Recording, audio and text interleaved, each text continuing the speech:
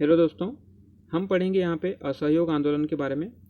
गांधी जी का एक प्रमुख आंदोलन जो कि देशव्यापी आंदोलन था और काफ़ी जनाधार इसने ग्रहण किया और भारतीय स्वतंत्रता इतिहास में यह महत्वपूर्ण आंदोलन सिद्ध हुआ।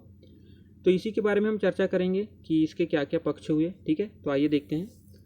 सबसे पहले असहयोग आंदोलन के असहयोग से क्या तात्पर्य है, सबसे पहले देखते हैं। अंग्रेज़ों का सहयोग न करना, इसका मुख्य कारण ये था या मुख्य उद्देश्य यह था कि अंग्रेज़ों का किसी भी प्रकार से सहयोग नहीं करना, यही असहयोग आंदोलन था। ठीक है, इस समय देखें खिलाफत आंदोलन भी बाद में असहयोग आंदोलन में जुड़ जाता है। तो हम पहले खिलाफत आंदोलन के बारे में जानते हैं। इस समय प्रथम विश्व युद्ध हुआ 1918 में। ठीक है, उसके पश्चात ब्रिटेन व तुर्की के बीच में सेब्रे की संधि हुई और सेब्रे की संधि के द्वारा चूंकि यहाँ तुर्की जो हारा हुआ पक्ष था तो सुल्तान के सारे अधिकार खत्म कर दिए गए। तुर्की में पहले सुल्तानों का शासन हुआ करता था, जो कि खलीफा हुआ करता था, पूरे मुस्लिम जगत का जो अगुवा हुआ करता था या उसका प्रमुख हुआ करता था। ठीक है, परंतु यहाँ सेब्रे की संधि के द्वारा उसी सुल्तान के पद को समाप्त कर दिया जाता है, उसके अधिकार को समाप्त कर दिया जाता है। चूँकि इसी युद्ध में जो प्रथम विश्व युद्ध हुआ उसमें भारतीय जो सैनिक थे उसके अंतर्गत जो मुसलमान थे, तो उन्होंने इसी शर्त पे कि अंग्रेज़ों का साथ दिया था तुर्की के खिलाफ कि युद्ध जीतने के पश्चात या युद्ध के पश्चात उनके धर्म स्थलों पे या उनके धार्मिक मामलों में अंग्रेज़ों के द्वारा हस्तक्षेप नहीं किया जाएगा। और अंग्रेज़ों को द्वारा ये वचन भी दिया जाता है कि हम आपके धर्म स्थलों पे हस्तक्षेप नहीं करेंगे। परंतु यहाँ हमने देखा कि सेब्रे की संधि के द्वारा उसके सुल्तान के सारे अधिकार खत्म कर दिए गए। एक प्रकार से खलीफा को अपंग बना के रख दिया गया, कहा जा सकता है। ठीक है, तो इसी चीज़ को ध्यान में रख के भारतीय मुसलमानों के द्वारा सितंबर 1919 में खिलाफत कमेटी का गठन किया जाता है। यहाँ पे प्रमुख रोल रहता है गांधी जी का। ठीक है, गांधी जी के द्वारा ही इन्हें कहना चाहिए प्रमुख योगदान दिया जाता है इनके खिलाफत कमेटी के गठन में।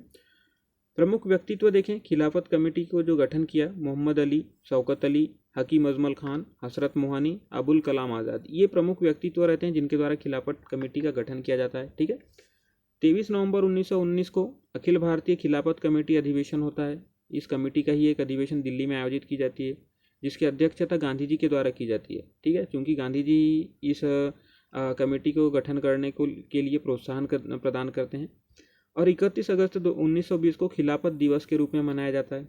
ठीक है, अब हम आगे देखते हैं असहयोग आंदोलन के बारे में। जिस प्रकार हमने यहाँ पे खिलाफत आंदोलन देखा, तो खिलाफत आंदोलन ही असहयोग आंदोलन में जुड़ के दोनों साथ में ही मिलके असहयोग आंदोलन को पूरा करते हैं। ठीक है, असहयोग आंदोलन के बारे में देखें तो सितंबर 1920 में कांग्रेस का महा अधिवेशन हुआ कलकत्ता के अंदर। वहाँ पे असहयोग आंदोलन के विचारार्थ प्रस्ताव लाए गए और गांधी जी के द्वारा ये प्रस्ताव पेश किया गया। ठीक है, इस प्रस्ताव का एनी बेसेंट के द्वारा विरोध भी किया जाता है, परंतु राष्ट्रवादियों के द्वारा आगे चल के इस प्रस्ताव को मान लिया जाता है। ठीक है, इनके कार्यक्रम देखें जो असहयोग आंदोलन हुआ तो निषेधात्मक कार्यक्रम के अंतर्गत सरकारी संस्थाओं का, सरकारी वस्तुओं का, सरकारी का अर्थात जो इंग्लैंड के सामानों का, इन सभी चीज़ों का बहिष्कार किया जाता है। उपाधियों का, सेवा, विद्यालय, इन सभी चीज़ का बहिष्कार किया जाता है। और रचनात्मक कार्य अगर देखें इनका तो पंचायतों का निर्माण, यहाँ पे अगर एक आप देख सकते हैं स्वदेशी चीज़ों के प्रति यहाँ पे भाव दिखता है इनका कि स्वदेशी चीज़ों को आगे बढ़ाने के लिए रचनात्मक कार्य करते हैं।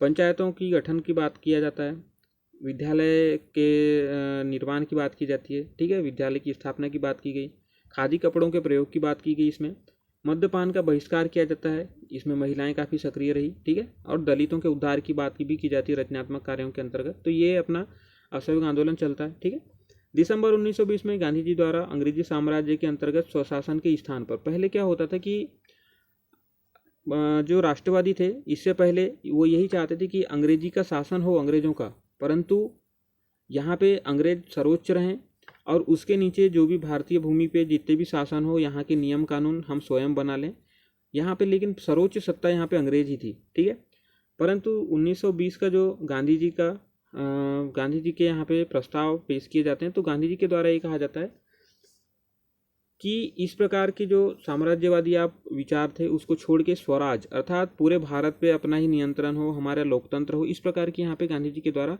बात की जाती है। ठीक है, आगे देखें तो इस दौरान फिर गांधी जी काफ़ी देश में भ्रमण करते हैं, पूरे देश के एक एक कोने में, एक एक हिस्से में जाके लोगों को जागरूक करते हैं, असहयोग आंदोलन से जुड़ने के लिए प्रोत्साहित करते हैं। तो इस दौरान जो गांधी जी ने देश का दौरा किया उसमें प्रभुदास गांधी जी इनके साथ साथ रहे, हर जगह पे इनके साथ यात्राएं की। ठीक है, इसकी शुरुआत होती है गांधी जी के जो उपाधि रहती है, गांधी जी को उपाधि दिया जाता है अंग्रेज़ों के द्वारा, ठीक है, केसर ए हिंद की। ये प्रथम विश्व युद्ध के समय दिया जाता है। तो इस केसर ए हिंद की उपाधि को वापस करने के साथ ही असहयोग आंदोलन का प्रारंभ होता है, जो कि 31 अगस्त 1920 को प्रारंभ होता है। ठीक है, इस समय जैसे ही असहयोग आंदोलन शुरू होता है, विदेशी वस्त्रों की होली जलाई जाती है और स्वदेशी कपड़ों खादी का प्रयोग करना शुरू किया जाता है। 1921 में स्वराज फंड की स्थापना की गई थी, जिसमें 1 करोड़ रुपए जमा करने का लक्ष्य रखा गया।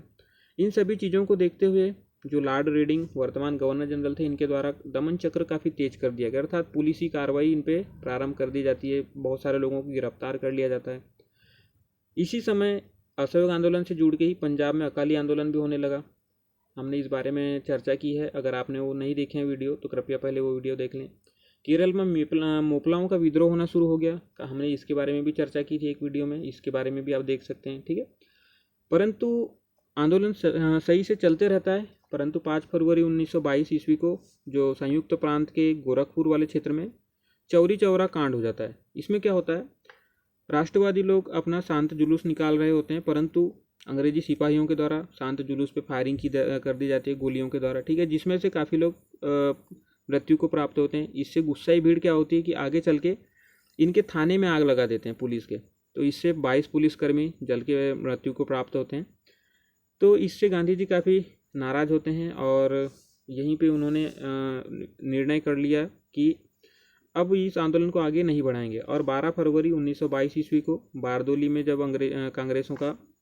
कांग्रेस का अधिवेशन होता है, तो उसमें प्रस्ताव में आंदोलन को 6 वर्ष हेतु स्थगित करने के लिए भी प्रस्ताव पेश कर दिया जाता है। ठीक है, तो इस प्रकार ये असहयोग आंदोलन भी यहाँ पे कहना चाहिए स्थगित हो जाता है। ठीक है, तो देखें हमने क्या क्या चर्चा की। असहयोग आंदोलन के अंतर्गत हमने खिलाफत आंदोलन देखा, उसके बाद हमने देखा असहयोग आंदोलन। ठीक है दोस्तों, अगर आपको जानकारी पसंद आती है तो इसे शेयर कीजिए। धन्यवाद।